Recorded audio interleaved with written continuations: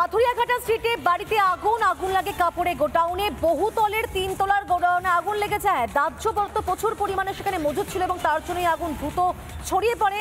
দমকলের 10টি ইঞ্জিনের চেষ্টায় আগুন নিয়ন্ত্রণে আসে। 4 তলা থেকে নামতে না পেরে দমবন্ধ অবস্থায় দুজনের মৃত্যু হয়েছে। আর মৃত দুজনই হচ্ছেন রাজস্থানের বাসিন্দা, পেশায় পুরোহিত। মেডিকেল কলেজে তাদেরকে নিয়ে যাওয়া হয়, কিন্তু সেখানে নিয়ে যাওয়ার পরেই মৃত বলে ঘোষণা করা হয়। তবে যে বিল্ডিংয়ে আগুনটা লাগলো এটা হচ্ছে কমার্শিয়াল বিল্ডিং এবং সেখানে কোনো কি অগ্নি নির্বাপন যন্ত্র ছিল না? এটা সবচেয়ে বড় প্রশ্ন। একটা কমার্শিয়াল বিল্ডিং হওয়ার জন্য সেখানে সেই ব্যবস্থা থাকা উচিত, তাহলে কেন সেই ব্যবস্থা কেন ছিল না? এবং এই নিয়ে প্রত্যক্ষদর্শীরা কি বলছেন, ওনাদেরকে দমকলের আধিকারিক বা কি জানিয়েছেন, শুনুন এক এক করে। কি কোথায় আসে একের বাড়িতে আগ লেগে গেছে। দুজন পণ্ডিত ছিল, উপরে ছাতায় থাকতো, ওরা ওইখানে ছিল। ওরা হেল্পের জন্য ফোন করেছে, মানে ওরা নিজের মালিককে ফোন করেছে, ও পণ্ডিতজি হেমচন্দ বাবুকে, ওকে ফোন করেছে, বলে আমাকে হেল্প করো, আমার আগ লেগে গেছে। মেন নেগলিজেন্স অফ ওয়ার্ক হয়েছে যে এখানে কেয়ারটেকার আছে যাদব, হ্যাঁ, ডেলি গেটটা খুলে থাকে ছতের, আগের গেটটা খুলে থাকলে ওটা মরতো না। মেনটা আগে কেয়ারটেকারকে জিজ্ঞেস করে সব এসে গেছে, বলে হ্যাঁ এসে গেছে। লেকিন ও কেয়ারটেকার তুই কী কাজ করছিস, তুই বুঝতে পারছিস না? মানে দুজন উপরে আছে, ওই বিল্ডিং দিয়ে উপরে গিয়েছি, উপরে গিয়ে ফোর্স নিয়ে গিয়েছি, পুরো গ্রিল ফ্রিল করলো, তারপরে বডিটা দেখেছে দুজনের, হ্যাঁ বডিটা ও করেছে।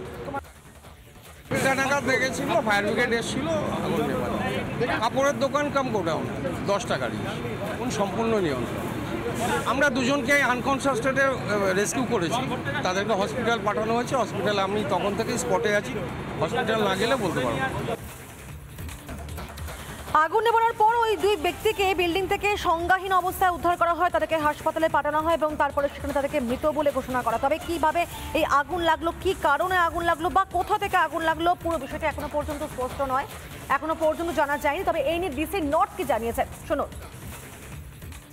আগুনটা নিভে গেছে, কুলিং প্রসেসটা চলছে, হালকা হালকা ধোয়া আছে এখনও।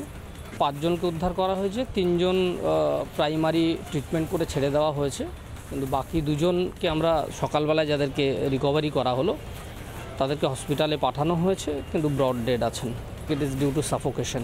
21 তারিখে রাত্রেই আমরা 1:15টার দিকে খবর পাই যে এখানে আগুন লেগেছে। সেই হিসাবে ফায়ার ব্রিগেড এবং আমাদের ডিএমজি টিমকে আমরা খবর দিই, সঙ্গে সঙ্গে পুলিশ এবং ফায়ার ব্রিগেড ডিএমজি টিম সবাই চলে আসে।